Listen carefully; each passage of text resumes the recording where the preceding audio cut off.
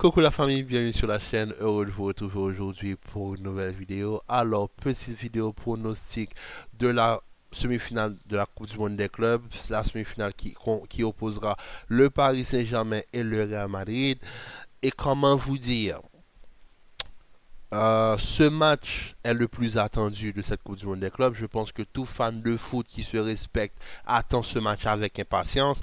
Kylian qui quitte le PSG pour remporter la Ligue des Champions avec le Real Madrid. L'année où Kylian quitte le PSG remporte la Ligue des Champions en étant la superpuissance européenne. Et pendant toute cette Coupe du Monde des clubs, ils n'ont fait que prouver leur place de numéro 1 européen. Et encore, il n'y a pas si longtemps, ils sortent le Bayern de Munich, mais vraiment proprement tout en étant à 10 contre 11. Tout ça pour vous dire que le Paris Saint-Germain est une superpuissance et que le Paris Saint-Germain, c'est pas une équipe qu'il faut prendre à la légère. Et c'est pour cela que, à mon avis, à mon simple avis de fan de foot, pas fan du Real Madrid, fan de football, je trouve que le Paris Saint-Germain est tout simplement le favori pour aller en finale de cette Coupe du Monde des clubs. Je vais m'expliquer pourquoi. Premièrement, le Paris Saint-Germain, c'est une équipe huilée comparée au Real Madrid qui est encore en train de se découvrir. Le Real Madrid n'a pas son groupe au complet. Dean Hudson, qui est tout simplement le meilleur défenseur du côté du Real Madrid, est absent. On peut me dire la même chose du côté du Paris Saint-Germain avec Pacho, mais c'est peut-être le seul équilibre. Sinon, quand on regarde l'armada offensive que possède Luis Enrique avec cette équipe du Paris Saint-Germain, la capacité qu'ils ont à aller aussi vite en transition, ça me fait peur. Parce qu'on a vu face à la Juventus, le Real Madrid, quand ils sont pris dans le dos, on a vu Rudiger, il n'a pas la capacité de rattraper à cause de l'opération qu'il a subie il n'y a pas si longtemps. Donc, on n'est pas dans la capacité de couvrir la profondeur. Si c'est comme ça, on sait que le PSG peut faire très mal. Mais moi, ce qui me dérange plus par rapport au fait que le PSG soit déjà une équipe prête, une équipe qui ils se connaissent très bien, donc ils arrivent à jouer même en infériorité numérique, c'est pas ça. Moi, ce qui me dérange, c'est pas ça. Je dis pas que ça me dérange, mais c'est les match-ups. C'est-à-dire que quand tu vois, aussi fan de Fran Garcia que je puisse être, Fran Garcia face à Achraf Hakimi, je vous laisse tirer votre propre conclusion. Fran Garcia peut être très bon dans un profil de piston face à des équipes comme Juventus, qui joue bloc bas, ce genre de choses. Face à Dortmund, on peut montrer quelques bonnes choses. Mais face à Hakimi, qui lui est potentiellement candidat au Ballon d'Or, Fran Garcia va souffrir. Sachant que pendant toute la compétition, à l'arrière, il y avait Dinelsen qui arrivait à couvrir. Mais Dinelsen n'est pas là. Dinelsen n'est pas là. Donc, qui va être le défenseur central gauche qui va couvrir pour Fran Garcia? C'est tout ça l'équation qui rentre dans les. C'est tous ces éléments qui rentrent dans l'équation. Quand tu vois les match-ups, un Rudiger qui n'est pas à 100% de ses capacités, est-ce que Rudiger va être dans la capacité de gérer un Kvaratskhelia comme il a l'habitude de le faire en Ligue des Champions quand il fait face à des Haaland ou quoi que ce soit? Je ne pense pas. Je ne pense pas. Trent Alexander-Arnold, on le connaît. C'est comme du côté de Fran Garcia. On peut être fan de Trent Alexander-Arnold, mais on le sait que les replis défensifs, c'est pas le meilleur. Et là, il va faire face à Nuno Mendes.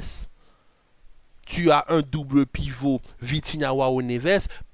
Ils sont pas plus hauts que trois pommes, mais ils arrivent à te faire la misère au niveau du milieu de terrain, tout en sachant que devant tu as Barcola et pour moi le joueur dont on parle le moins quand on parle du Paris Saint-Germain, qui pour moi c'est lui l'élément central du jeu de Luis Enrique en animation offensive, c'est Désiré Doué. Et quand tu regardes ta défense, tu n'as pas ton meilleur défenseur de cette compétition qui est Dinelsen. Asensio est encore dans le flou. Chouameni, tout ton jeu est constitué du poste de Chouameni. Rudiger n'est pas à 100% de ses capacités. Quand tu prends tout ça en compte, tu te dis, est-ce qu'on peut vraiment battre cette équipe du PSG?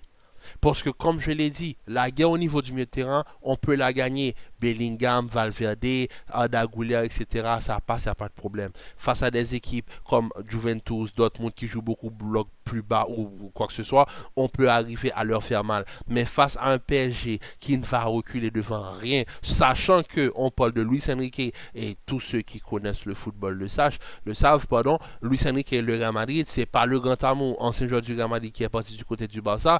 Battre le Real pour lui, c'est une question de fierté, tout en sachant qu'il possède la meilleure équipe d'Europe. d'Europe, s'imposer face à la suprématie européenne qu'est le Real Madrid, c'est une obligation. En semi-finale de la Coupe du Monde des clubs, leur priver d'un titre, pour lui, c'est la mission. Je pense qu'il peut perdre cette Coupe du Monde des clubs, mais le fait d'éliminer le Real et d'imposer un football au Real Madrid, ça, c'est une victoire pour lui. Franchement, et c'est pour cela que je dis que le PSG, il faut l'accepter, ils sont plus forts que nous.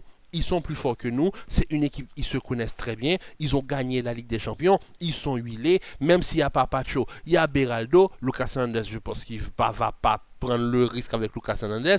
Nuno Mendes, c'est tout simplement le meilleur latéral gauche au monde. Il possède le meilleur latéral droit au monde en la présence d'Hakimi. Le double pivot João Neves Vitinha fait très mal. Désiré Doué, Barcola, Dembélé, il faut très mal. Kvaratskhelia qui fait ce rôle de piston. Tu as une équipe qui est juste tactiquement prête face à un Real Madrid qui est en pleine transition. Parce que dites-vous, on arrive en semi-finale et on se dit, est-ce que Kylian va prendre la place de Gonzalo Garcia? C'est-à-dire qu'un débat qui n'aurait même pas dû avoir lieu, c'est-à-dire que le débat c'est Kylian ou Vinicius, Gonzalo Garcia ou Hendrick. Mais vu que Vinicius et Mbappé doivent être sur le terrain en même temps, alors c'est Gonzalo Garcia qui lui est en train de survoler cette compétition qui potentiellement va payer les pots cassés. Tandis que Vinicius me pond un tournoi, mais un tournoi, voilà. Il n'y a pas de mots pour décrire ce que me fait Vinicius. Oui, il fait 2-3 petites talonnades, mais c'est pas suffisant. Mbappé, pour moi, il était malade pendant toute la phase de poule. Il revient petit à petit. Il nous sort une reprise de volée sortie de nulle part. Tout le monde se dit que ouais, qui en est de retour. Non, non, non, non, non, non, non, non, non, non, non. Tranquille.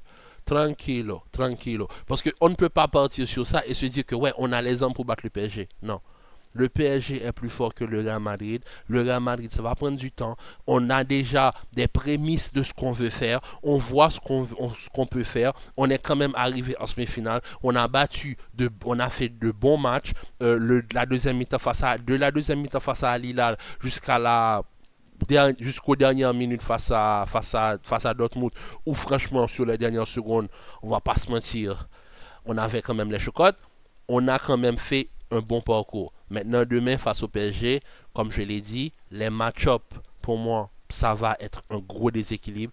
Hakimi sur le côté de Fran Garcia, et sachant que Dean n'est pas là pour couvrir pour Fran Garcia, je ne sais pas ce que Xabi va me pondre. Est-ce que Xabi va me... Parce que pour moi, le choix logique serait de mettre Asensio en central, axe central, et d'avoir un Aurélien Tchouaméni un petit peu plus axe gauche. Mais en faisant ça, tu perds le Tchouaméni qui est capable de monter au niveau du milieu de terrain parce qu'il ne sera pas axe central. Rudiger, est-ce que Rudiger peut couvrir la profondeur? On le voit, il n'est pas forcément dans son élément. Il vient de se faire opérer du genou. Militao n'est pas prêt. Alaba, lui, je le considère même pas comme un joueur du Real Madrid. Est-ce qu'avec toutes ces incertitudes, on peut se dire, demain, le match sera équilibré? Non. Non, le match ne sera pas équilibré. Tout simplement parce qu'on va faire face à la meilleure équipe d'Europe. Et si déjà on arrive à sortir, mais vraiment, pour moi, tout ce que j'espère, c'est pas comme il y a quelques mois, la saison dernière, je me dis, si ce Real-là tombe face au PSG, on se fait massacrer. Non.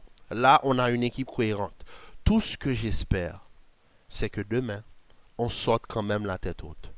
Pas d'excuses, ne cherchez pas d'excuses. Juste accepter que le PSG est tout simplement la meilleure équipe d'Europe. Et si on arrive quand même à faire un bon résultat, tout ce qu'il faut savoir, c'est que l'équipe, elle est en train de grandir. Je l'ai dit en début de saison, je l'ai dit en début de compétition, pardon. Il ne va pas falloir prendre la Coupe du Monde des clubs et tirer une conclusion finale. C'est les débuts de Xabi Alonso. Le 3 défenseurs derrière, c'est ce que j'ai demandé toute la saison. La saison dernière, il me l'a donné. Ça fonctionne parfaitement. Le rôle de Tchouaméni, c'est quelque chose qu'on a pu voir lors de cette Coupe du Monde des clubs et on peut déjà prévoir avec le retour de Camavinga, la rotation entre les deux. Je vois le poulet que ça peut donner en Liga. Tu vois le trio Bellingham, Trent Alexander-Arnold, Valverde, les permutations, etc. sur le côté droit qui amènent une petite animation. Ça fait du bien. Et quand tu vois ce genre de choses-là, tu te dis, voilà ce qu'on demande. Du beau football. Et on l'a eu. Maintenant, on va faire face à la meilleure équipe. Si on arrive à sortir le PSG, tant mieux. Tant mieux. Vraiment, les dieux du football seront avec nous. Mais pour moi, et que pour moi, je ne sais pas pour vous, dites-moi en commentaire. Pour moi, le PSG n'est pas favori parce que tout simplement, le PSG est la meilleure équipe d'Europe et le PSG est une équipe beaucoup plus calibrée pour gagner cette Coupe du Monde des clubs. En tout cas, la famille, c'était une petite vidéo quand même assez longue pour un pronostic. Mais bon, sur ce, prenez soin de vous. On se dit à demain pour débriefer cette semi-finale qui, je pense, fait saliver beaucoup. Donc, sur ce, et prenez soin de vous, comme je l'ai dit, c'est un petit peu perdu. Donc, à demain, la famille, pour une nouvelle vidéo. Peace.